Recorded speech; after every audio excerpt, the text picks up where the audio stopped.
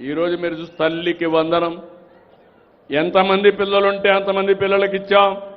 నిన్న మొన్న కొత్త ప్రోగ్రాం కూడా ఇచ్చాను మీకు. ఒకప్పుడు పాపులేషన్ కంట్రోల్ అన్నా, ఆపరేషన్లు చేసుకోమన్నా, ఇప్పుడు జనాభాని పెంచమంటున్నా.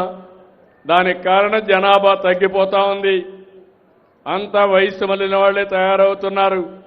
ఒకప్పుడు పెద్ద కుటుంబం, సంపద ఉండే కుటుంబం అనుకున్నాం. అంటే జనాభా అనే కుటుంబమే సంపదగా ఆలోచించాం. ఇప్పుడు డబ్బుల మీద ఆశ మళ్ళీ ఇప్పుడు చూస్తే ఒకరే కావాలనే పరిస్థితికి వచ్చారు.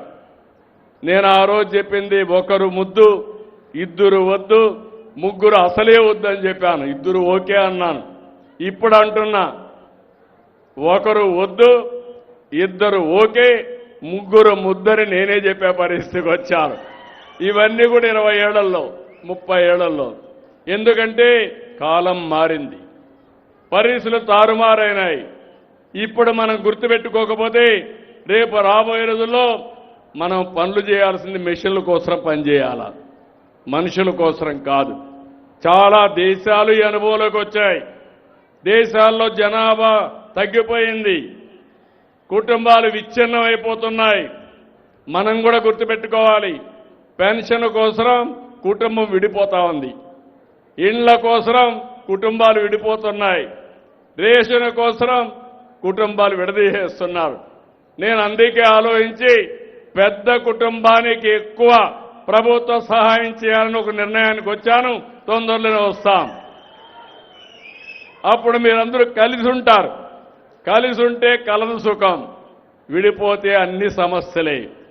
ఇప్పుడు పిల్లలుంటే స్కూలు తీసుకుపోవాలంటే మనుషులు లేరు. ఇప్పుడు అందుకే చాలా మంది పెళ్లిళ్ళు చేసుకున్నాక పిల్లలే వద్దు, మేము ఉండేది ఇద్దరం, వీడిని ఎవరు చూసుకుంటారనే పరిస్థితికి వచ్చారు.